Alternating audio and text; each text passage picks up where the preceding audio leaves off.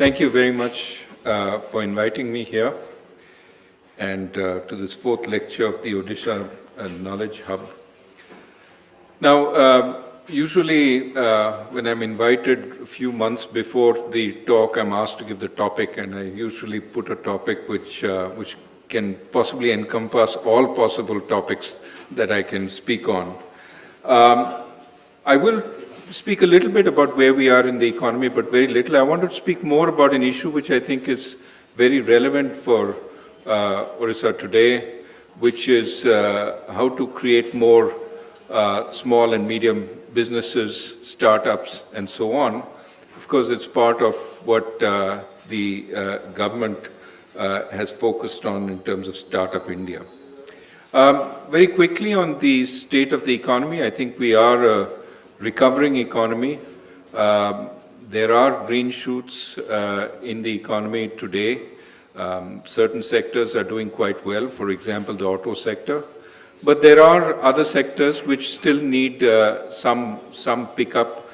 Most obvious is the agricultural sector, where 2 successive droughts have had a fairly adverse effect. But let me move from talking about the state of the economy, about which you'll hear much more when we announce our monetary policy next week or the week after. But I want to focus some more on the issue of how do we create the conditions for strong, sustainable growth? And in particular, how do we create the possibility of more jobs, which every state needs, every part of the country needs more jobs? How do we create that possibility? And to my mind, jobs are created really by small and medium enterprises growing into big enterprises. There's a little bit of a myth, which is that jobs are created by small enterprises, and that makes us reserve entire areas for small enterprises in the past. And the truth is, it's not, that's not the entire fact. The fact, certainly in advanced countries, is that jobs are created by small and medium enterprises that grow large. So it's in the process of growing that they create jobs, which is why we should not impede the growth of these enterprises. We should facilitate them so that the little, garage or little workshop-based enterprise becomes a gigantic enterprise that employs many thousands of people. Now, in order to create these kinds of enterprises, these kinds of startups, these kinds of self-employment initiatives that grow bigger, typically 4 or 5 conditions are required. First, it should be easy to enter and exit. Now, some of you may have read Hernando de Soto's book about Peru in the 1980s, and later he wrote a book called The Mystery of Capital. But I think the earlier book was very informative on the kinds of problems that small entrepreneurs, your vendor, your kirana shop, the kinds of problems they face in emerging markets. He was talking of Peru, of course, but he described the many impediments to running a business, including the various permissions, the regulations, etc., all of which put together conspired to keep the enterprise informal, below the radar screen of government officials and regulators like us, and essentially prevented growth. So that was bad, because a lot of enterprises were created, and we see a lot of enterprise in every part of our country. But if they aren't given a pathway to becoming formal, because there are many impediments in terms of regulations, in terms of difficulties in formalization, then we inhibit their ability to grow and therefore provide the jobs which are absolutely essential. So that's one. We need a easy entry and exit. I want to emphasize exit also, because sometimes people don't enter because it's so difficult to exit. You have, I'll talk about this a little later, easy entry and exit, and a level playing field. Part of the problem in some enterprises, some areas, is that there are resources which are needed, but those resources are already in the hands of existing players, and for new players to come in, there's nothing really left. The resources, in a sense, are already taken up. Spectrum is one example. In some countries, you could talk about natural resources like coal, like iron ore. If those are already taken up by existing players, new players don't have access. We need to make sure they have access so they can enter and grow. Second thing to the easy entry and exit into enterprise is access to input and output markets. And both are important. I just talked about input markets such as natural resources. Output markets such as the ability to sell widely in the domestic market or even sell internationally. And oftentimes for small enterprises, access to these markets is very, very difficult. Fortunately, today there are some measures that both governments can take as well as private enterprise can take to facilitate this access. I'll talk about it. But it is often very important in making enterprises viable. I was just seeing some handicrafts this morning that Madam Chitra took me around. And before that, I saw some SHG groups that had been funded by HDFC. And again, you see one of the biggest problems for these very tiny enterprises, which have a lot of potential, is really easy access to markets where they can sell their products. And we need to facilitate that. The third aspect, and this becomes more important as you get bigger, as you make more fixed investments, is what broadly goes under the title of protection of property rights, but it means a predictable system of taxation, predictable both in terms of taxation of the enterprise, but also taxation of personal wealth, so that you know when you enter a business how much you're going to make from it, and you have the ability to preserve what you make from it for yourself as wealth. This is important, not so much in our country, not so much in this state, but in other areas. There are some states where law and order situation is not great. If the law and order situation is not great, then any investment you make could be subject to both actual confiscation if somebody comes and steals the equipment, but it also could be subject to taxes. Taxes by illegal entities that take a cut to fund their enterprises. So that kind of situation is not good for business, especially small businesses, which are more subject to this kind of illegal taxation.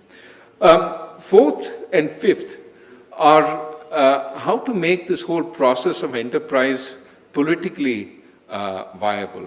Right? We can talk about reforms for a long time. We can talk about expanding competition. We can talk about bringing all sorts of new technologies.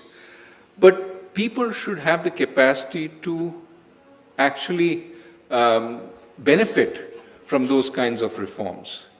If people have no ability because they haven't got the proper education, they haven't got the proper skill base, to benefit from all the facilities that are made available to small and medium enterprises, and entrepreneurship doesn't have widespread political acceptance amongst the people. So a very important task is to expand capabilities. And the example here I have in mind is the United States today, where there's a lot of anxiety in the middle class because they're not well equipped for the kinds of skills that enterprise needs.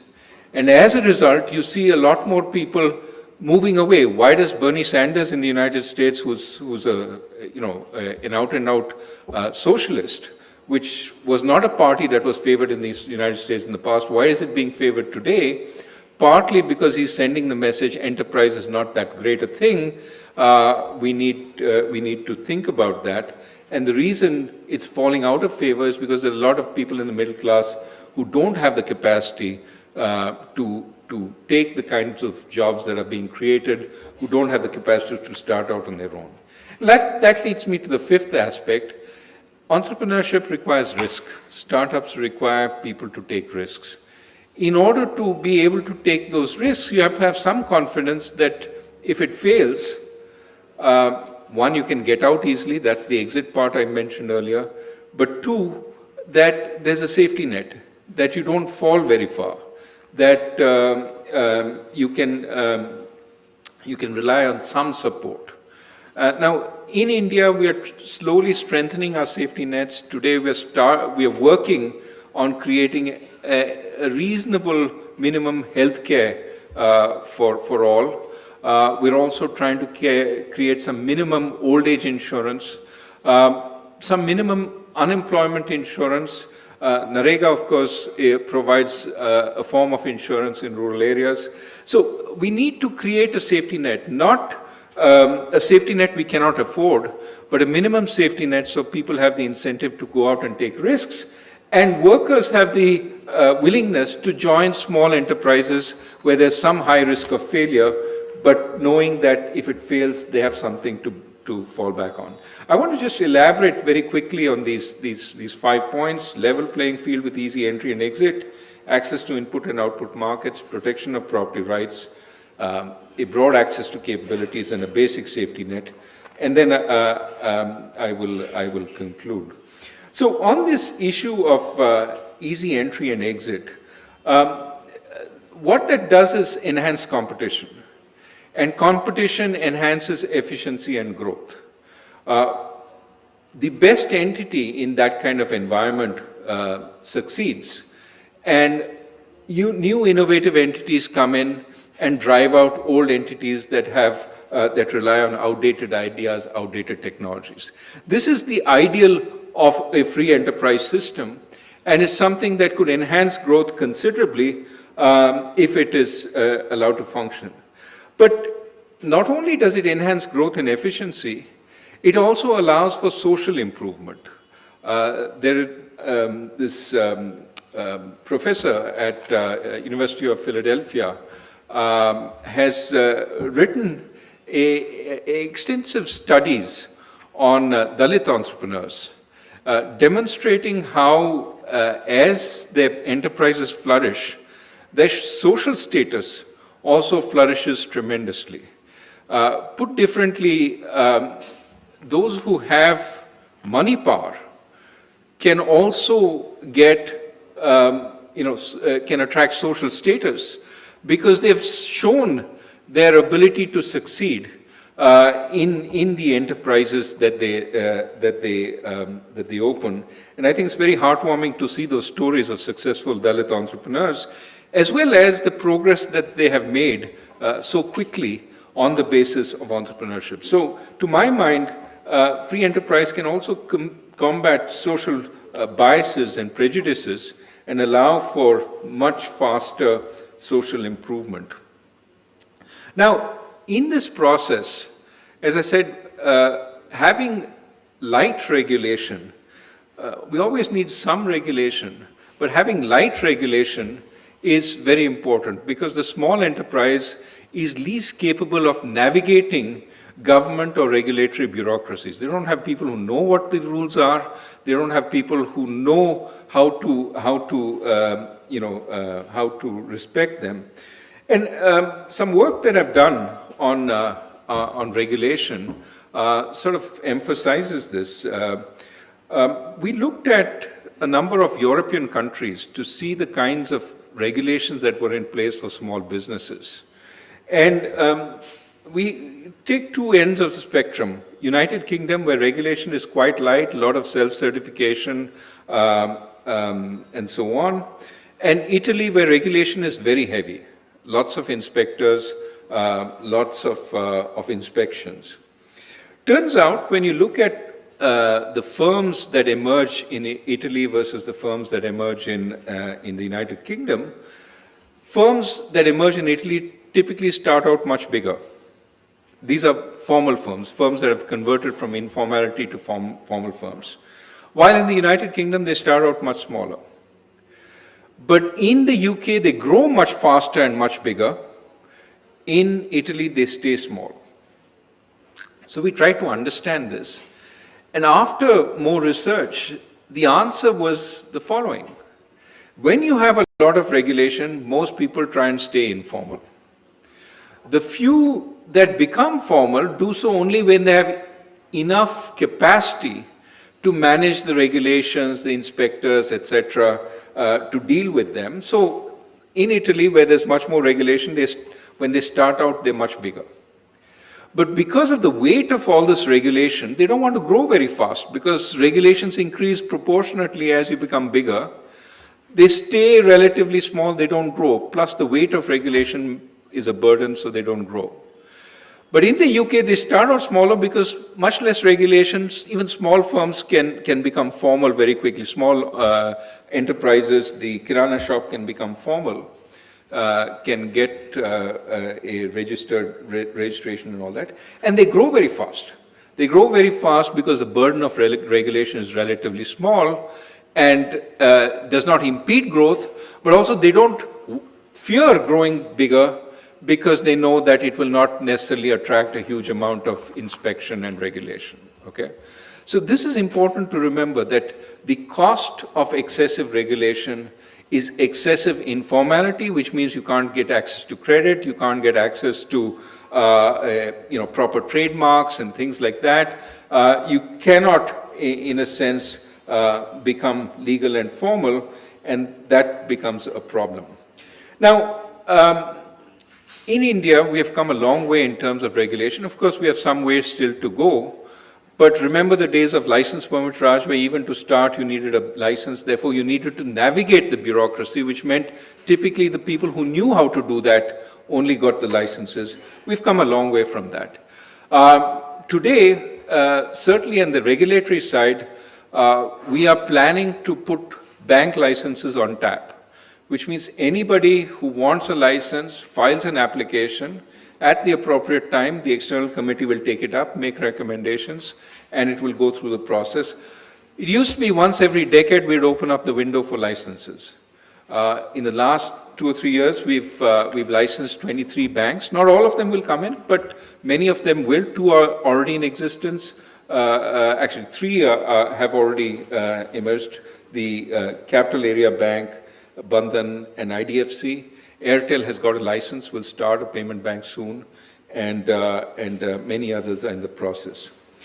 Now, we did away with the license permit, Raj, but perhaps one could argue that for a while getting resources was also difficult. In effect, one could even term it the resource Raj, which was privileged access to spectrum, mines, and so on. But today, even those are all allocated by auction. If you've got the willingness to pay, you can go for the auction, put your money up. So that remedy of auctions and transparency, to my mind, has brought down that particular concern tremendously. Now, what is left is the what one might call the inspector Raj, that we have to diminish the inspector Raj, where as soon as you start up, the boiler inspectors at your door and the factory inspectors at your door and so on. I'm sure many of you have your own personal stories on the kind of inspectorate that we subject firms to. And again, here we are making progress. I think the recent moves towards self-certification across the country, I think the central government has talked about the Startup India Mobile, through which you can self-certify. A continuing cleanup of the laws that we have in place to simplify them, to ask what we really need. I mean, when I was CA in the Ministry of Finance and we were looking at this, I was told there was a law which required a pitcher of water to be kept in the middle of the factory floor, a pitcher of water.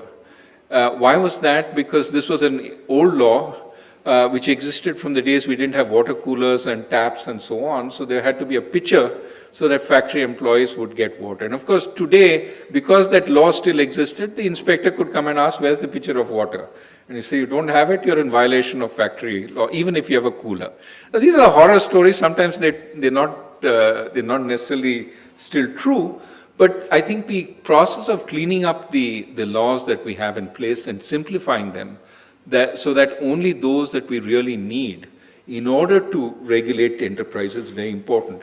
In the RBI, we do this by what we call master circulars, that every so often we look at all the regulations we have in place right back to the founding of the RBI and see what of these still apply, what are redundant, and update the circulars. Now, what we've decided to do and what we are in the process of doing is put all the master circulars on the web so that every new circular that comes that changes the extant regulation will actually be applied so that whatever you have on the web is today's regulations, and this is what applies today.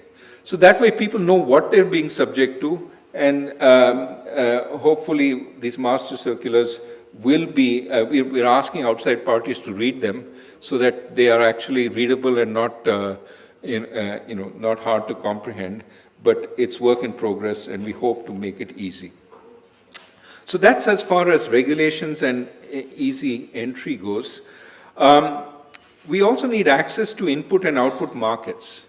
And one of the main difficulties in access has been infrastructure. Take a village where somebody has the idea of starting a poultry farm or dairy farming, but in order to do that, you need access to an output market where you can sell the dairy products without the milk sort of deteriorating on the way.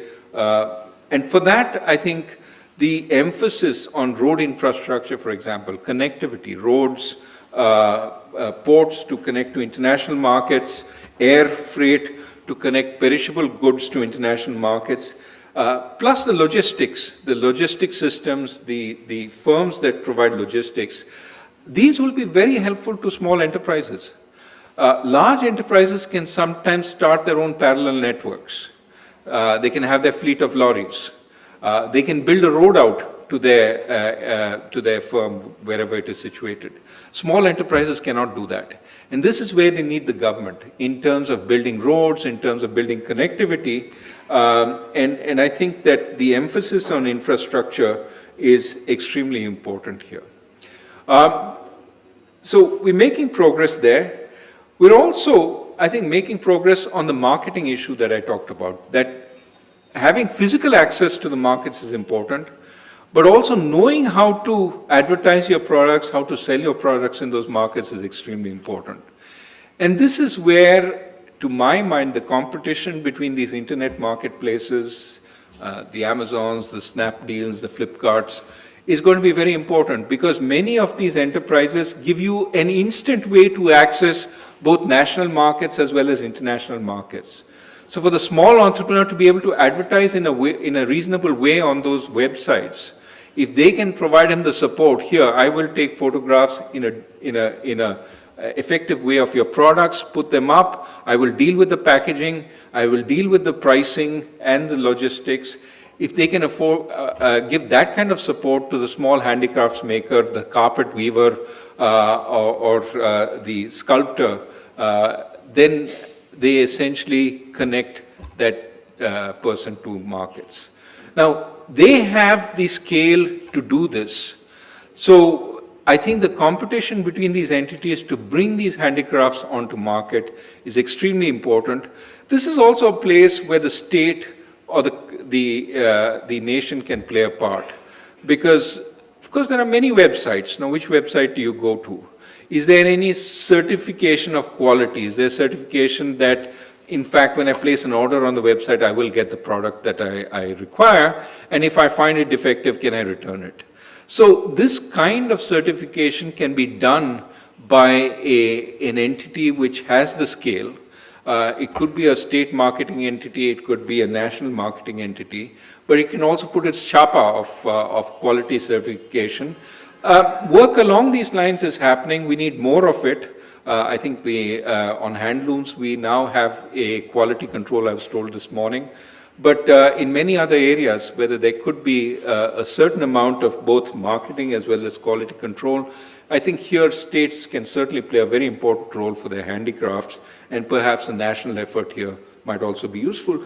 Perhaps in conjunction with these international online marketplaces, which already have the wherewithal and the logistics, and so some kind of tie-up might in fact be very effective. Another place which is very important is in broadcasting the quality of your wares and the nature of your wares in international marketplaces. Somebody like Germany typically holds fairs across the world and are very, very aggressive in pushing German products in other countries by holding these fairs. German consulates are places where you can go to and get a sense of what all businesses there are in Germany that can provide the necessary sort of products that you need. So increasingly, many missions abroad are becoming marketing outlets for the country's products. And I've experienced this marketing because we do buy, for example, certain kinds of security features on currencies.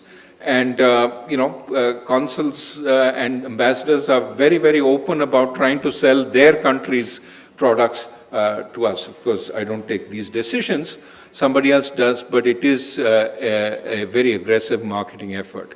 There is some value to us doing the same thing elsewhere, to helping our small and medium enterprises by providing directories of what products are available and taking them outside sometimes to show what we're capable of.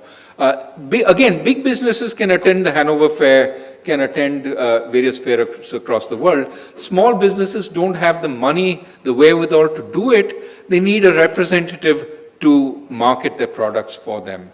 And if that's something that can be done either by the state or the center, and again, there are some efforts in this, that would be wonderful. Land is another area where small and medium enterprises find it hard. One of the biggest costs of doing business in India relative to other countries is the cost of land acquisition. It's often difficult. Land in connected places like Bhubaneswar tends to be higher cost than elsewhere. And so finding ways to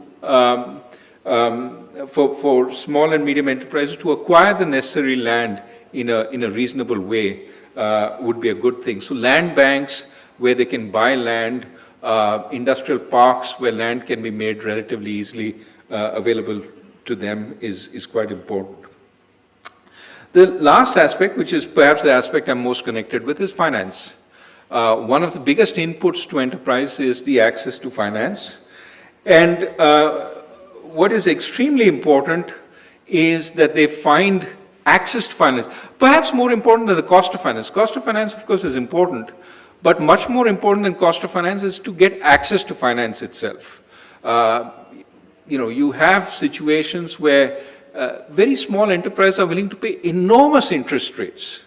You give the vendor 1,000 rupees in the morning and demand 1,050 back in the evening. The interest rate that is implied here is astronomical, but some vendors are willing to do this because they can make 1,100 rupees, give 50 rupees as interest and keep 50 rupees as income over the day.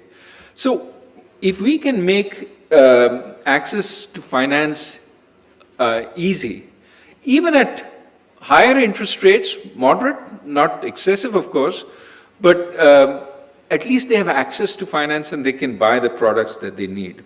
Now, in the last revision of the priority sector norms, we did two very important things to make access to finance easier.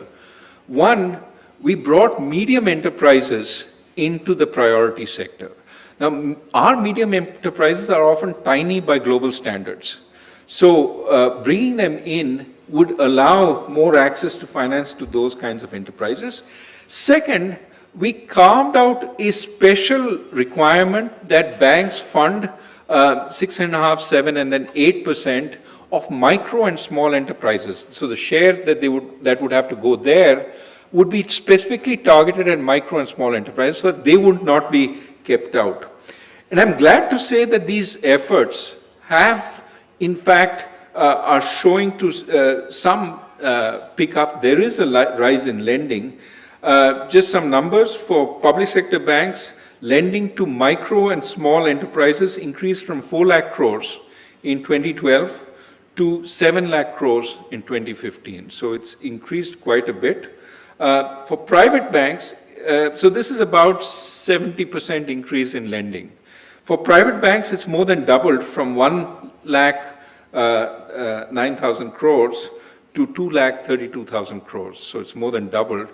So increasingly, our banks are finding that there is money to be made at the bottom of the pyramid. They are lending to those kinds of enterprises. Today morning, I was seeing some self-help groups funded by HDFC, where the quality of products on display were extremely gratifying. And that kind of enterprise lending is increasing because private banks are seeing some money to be made. But it's not, I mean, if you look at aggregate, our outstanding credit to micro and small enterprises has grown from 6% of GDP in 2011 to 7.7% of GDP in 2015. So it is growing as a share of the economy also, which I think is extremely good. Perhaps even more sort of dramatic is the growth in funding for not so much the low-tech, low-skilled enterprises, but the high-tech enterprises, the startups. Angel funding has increased 13 times from 2011. 2011, it was about $50 million. In 2015, it was $660 million, so 13 times increase. Venture capital funding has increased 22 times, from $250 million in 2011 to $5.5 billion in 2015. These are annual funding rates. These are not the stock, these are funding rates. So this is suggesting that small enterprise financing is increasingly becoming seen as a source of value to the banks, to the private equity, and they are in fact financing it. But I think what we've seen is going to be magnified manyfold in the years to come. And there are two things which are going to do it. One, we're going to see a whole set of new technologies employed to understand and monitor this kind of lending, and that will be very beneficial. And second, and these new technologies will bring new kinds of information to bear to know more about the borrower. Second, we're going to get a whole set of new institutions coming into play to lend to these kinds of enterprises. That too will enhance activity.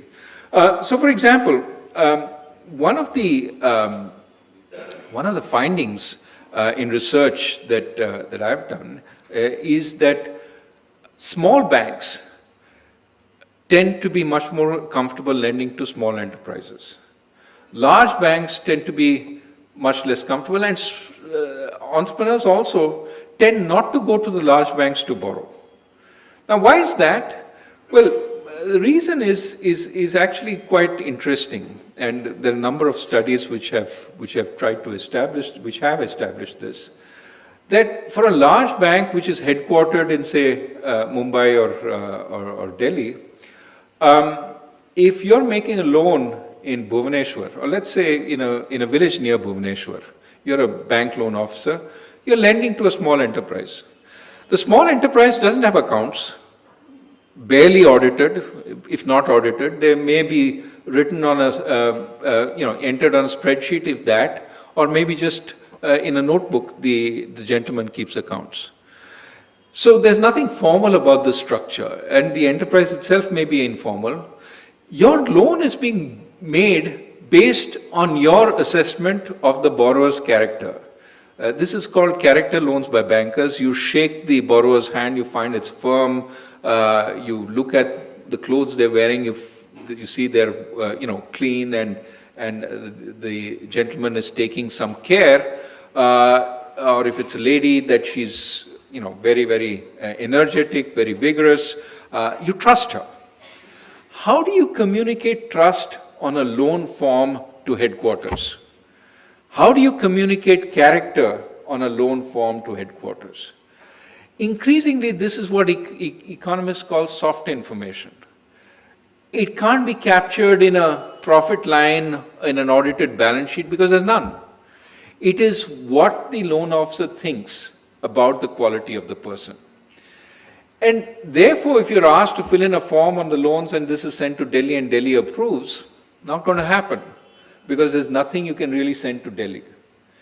On the other hand, if your branch manager has the loan approval possibility and it has been decentralized and is not every month checked on how many have a formal balance sheet and so on, and he has a lot of loan granting power, then he can meet the entrepreneur and see, okay, my loan officer says this person is a good person. I verified it by having a chat.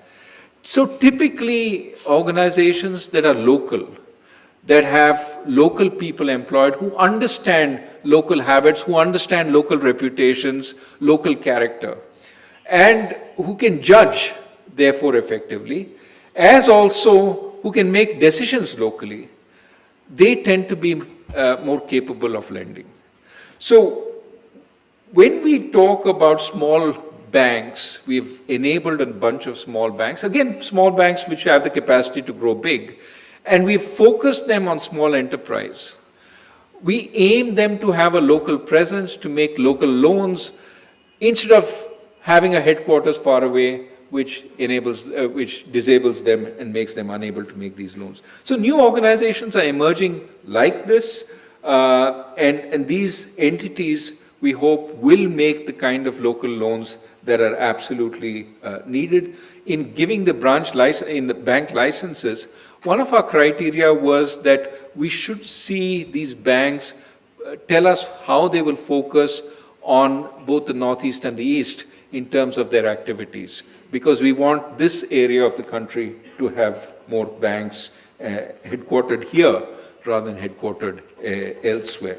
Of course, we already have a bunch of urban cooperatives and regional rural banks which are headquartered in the state, and we need to strengthen them so that they can make these kinds of loans in a more effective way. Now, in order to make these kinds of loans, information can be very helpful. Now, one of the entities that maintains information is credit information bureaus. But the problem they have in tracking small companies is small companies appear and disappear. So one day it's there, next day it's not. Sometimes the address a small company has can vary and you don't know if it's the same small company. So what we need in order to facilitate small company loans is a unique ID for those enterprises, which relates to the promoter so that you know this is the person promoting the enterprise. And the government is thinking of something along the lines of Aadhaar. I think the term Udyog Aadhaar is floating around. So if we could get that unique ID for these enterprises, we could track their credit histories, track their repayment record, and that would give them the ability to borrow from the banks. So there is work going on that, which will be very helpful. Another institution to expand credit to small enterprises is what we call the Trade Receivable Exchange. What do we mean by that? A lot of small enterprises, you might think that the biggest investment is in plant and machinery. Turns out it's not. The biggest investment of small enterprises is giving loans to big enterprises. It's called working capital. It's receivables. I deliver some services to either a government enterprise or to a public sector or even to a large private sector, and I don't get paid for 4 months. I don't get paid for 6 months. It's not they don't want to pay me, it's just that the process of payment takes a long time. So a huge enterprise, like a NTPC or a BHE or an L&T, may actually owe a fair amount to a small enterprise, even though the huge enterprise has much easier access to credit and is much more credit worthy. So the small guy is borrowing to fund the large guy. This is not unique to India, it's there across the world, but I've heard many small entrepreneurs complain about their not getting paid on time, including from government departments. So of course we can accelerate the process of payment, and we should. But is there another way? Can these people take their dues from the enterprise, if I have delivered 20 lakhs worth of equipment to NTPC, my product, can I then take that bill on NTPC, get it accepted by NTPC, and go sell it on an exchange? Once NTPC has accepted it as a bill on NTPC, if it's sold on the exchange and say it is collectible after 2 months, then it does two things. One, NTPC is committed to pay that after 2 months. The small guy doesn't have to keep running and saying, please will you pay, please will you pay. Second, the small guy can get his money up front by selling that bill. Yes, he forgoes he has to accept a discount, but he's very willing to accept that discount because he has no access to funds. So he sells that bill, and 2 months later, whoever buys that bill, maybe some bank with a lot of excess cash sitting around, goes and presents it to NTPC and gets paid. This will facilitate and clean up the whole process of working capital, make it much easier. 3 entities are starting up these exchanges. They have been licensed. Hopefully, in the quarters to come, they will start work, and we will see small enterprises being able to raise money. Last thing I want to say on this issue is, I talked about entry. Entry requires all the support, but we also need exit. And in exit, there is an issue, which is that till recently, till the Parliament passed the bankruptcy code, it was very hard to close down. We allowed you to enter, but didn't allow you to exit, the Chakravyu of Indian business. So there are many industrial parks, I don't know if you have them in Orissa, but I've seen them elsewhere, which are full of empty sheds. But they can't be given to anybody because they are the property of some defunct company. The company is not in existence, doesn't really have a functioning life, but it can't die also. It's neither living nor dead. It's not working, it's not dying. Can we close these guys down? Can we liberate those sheds so that new enterprises can come in? And that requires exit. I think the bankruptcy code is a very welcome development, will allow the process of exit, but of course will also allow banks to collect whatever remaining value is there, allow creditors to benefit. As a result, access to credit will become easier for enterprises. Knowing if a bank knows it can get its money back, it will actually become easier. So my hope is that we roll out this bankruptcy code very rapidly, and as we roll it out, it will facilitate access to finance, which is extremely important. This next big issue that small enterprises need is protection of property rights. Now, typically in olden days, it meant security of property. That thieves won't come in the night and steal your equipment from a factory. You won't be subject to mafias that demand a kind of rent to allow you to function. The areas where this happens in India are getting smaller and smaller, and it is much diminished. But of course, security of property is extremely important to set up any enterprise. If you fear that it will be taken away illegally, obviously you won't do it. But in addition to that, I think what is very important is predictability of taxation. If the tax rates, whether they excise income or something else, keep changing every year, and you're putting in an investment for 5-10 years, you don't know what will happen. And therefore, you will be reluctant to put in the investment unless you have predictability. So the focus in the government on predictability, on saying we will keep things in place for some time, I think is extremely important and is very welcome and will help enterprises. Now, the level of taxes, in general, I feel in India we have a relatively reasonable level. We're not at extremely high levels. But in addition to facilitate small enterprises, there is now an income tax exemption for 3 years, exemption on capital gains. I think these are quite useful, and they can be helpful. But as important is steps to rein in unnecessary demands, the ability to get advanced tax rulings. All these are going to be quite helpful in creating the predictability.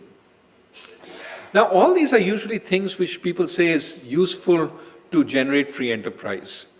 But in order to support free enterprise politically, not have the backlash against free enterprise that we see happen, for example, in the United States through Bernie Sanders and so on, we need the broad mass of people to be able to participate in this process, either to get the jobs or to be able to start out enterprises on their own. It's only when they feel they have a stake that they're going to support this and not be attached to a more redistributive system. And in order to support this, they need to have the basics. a decent education, decent health, the access to finance and so on. Basic skills. I mean, the kind of skills that I saw this morning at the Training Institute, for example, in handicrafts. I mean, this is the kind of thing that we need every one of our people to have. Some means of generating a livelihood that they can focus on. So I think even as we deregulate or improve the regulations, we also have to instill the basic capabilities in our people, which means improve the quality and the reach of education, improve skill building. Skill India is extremely important. We need our workers to have adequate skills. And this ranges from electrician, carpenter, right up to rocket scientist. We need all these skills in the system, and one should not frown on vocational training. It's absolutely essential. Vocational training of the right kind, of the kind that is demanded by the jobs that are being created in the system. So I think the basic access to capabilities and competencies for the people is extremely important if we want them to support the process of enterprise and to participate in it. And that certainly is something that you in the government are extremely focused on. The last part of a functioning enterprise system is how to deal with risk. Risk is inherent in any enterprise system. And the wrong thing to do is to eliminate the risk. When we have small enterprises that fail, the natural inclination is to try and help them succeed. But if you help them too much, we will have inefficient enterprises surviving too long, eating up resources when new enterprises can be started and may have a better chance of succeeding. So you have to be careful about being too supportive of enterprises that are failing, because they may consume far more of the resources you have, which could be better employed with new enterprises. So allowing graceful failure of the enterprise is important. Firms should fail. But you should not allow failure of the people. The people in those firms, the workers, should have a safety net. If the firm fails, there should be a modicum of unemployment insurance. If their pensions should not disappear with the firm, the pensions should be protected. They should be invested differently from the firm. Healthcare, some basic health safety net we should create for all our people. Now, these are very easy to understand. But of course, we need to be careful about doing too much too quickly. That's an equal risk as doing too little too late. Many countries are in trouble because they gave away promises on entitlements, on social security, on pensions. Brazil today has a problem because pensions are too high. And often these are government servants with pensions that are extremely lucrative, and the state cannot afford them anymore. Very hard to pull back a promise that has been given by the state, because people get very angry naturally. So in making the promises first, we have to be conscious that first the promise is of course needed, but we shouldn't make unaffordable promises.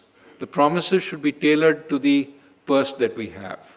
And so we have to recognize that we need to create a safety net for our people, old age, medical, as well as incomes that are lost, but we shouldn't make it too lucrative too quickly, because we will find it unaffordable, and that will create problems for us down the line. So I've spoken for a long time. I probably should take a couple of questions, but let me say that from the days in the 70s when enterprise was frowned upon, to today we have come a really long way. And today, I think we are, in fact, creating the ecosystem to encourage free enterprise. And we can see that spirit of free enterprise very, very vibrant and very awake in the way that our college students, as they graduate, the kinds of jobs that they take. Many today are shunning jobs in large firms and taking jobs in small startups. But we are also seeing a lot of self-employment. As the formal employment becomes harder to get, a lot of self-employment amongst the people, and I think that speaks to the quality and the spirit of entrepreneurship. Now, also as part of this ecosystem, getting rich through this process is becoming more reputable. I remember when growing up, typically we pointed up to businessmen, and it was almost a sense that any businessman who succeeded was a crook. We have come a long way from there, because now there are lots of people who are seen as having made money in a very respectable way, because the environment has supported them, enabled them to flourish. And all that said, and as we see more and more growth from enterprise in this country, we still have work to do. I would say that again and again I hear entrepreneurs coming to me and saying how difficult it is to start up in this country. How many regulations, how many permissions. They're moving more from asking for special deals for themselves, which I think is a good thing, to asking, why don't you make the environment more supportive? So, for example, there's a group called iSpirit in Bangalore, which has been working on trying to make the environment for startups more supportive and pointing to some of our regulations in the RBI which make it difficult for them to raise money. And we've been working with them in trying to simplify those. But I think in this process, and I'll end with this, many of us don't fully realize, and I admit we are fully implicated in this, what the costs of some of our regulations are to the ordinary business person. We don't understand how difficult to understand some of our regulations are, how many of them there are, and how hidden they are, how hard to access they are. And when, in fact, we want to, somebody wants to go and get something done, how the people enforcing the regulation, the front line, are uninformed about the nuances and how, in fact, it makes life more complicated. So I think all of us, and we are, I'm not, in any way saying that the bureaucracy is special here. The regulatory system, everybody has to keep looking at how the common man sees what we do. I've again and again told my foreign exchange department that our foreign exchange regulations need a PhD to understand, and that we need to continuously work on simplifying, which they've done, which they've focused on. They've asked outside people to read it. But you should not have to hire an expert to help you navigate these regulations. You should be able to do it as a common man. And so one of the thoughts I've had often is, perhaps we should be forced to experience our own regulations. So, I'm still working on this. Our CGM and HRMD, Mr.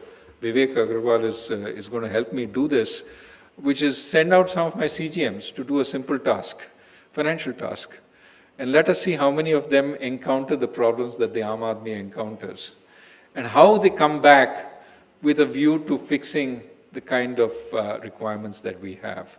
I think, as a small suggestion, many of us are cocooned from the problems of everyday life by our assistants and their assistants and the army of people around us who help us do what we need to do. Perhaps if we could take up one task without that army and see what problems we have, certainly they'll help us appreciate the need to change the environment a little better. So let me stop there. Thank you very much.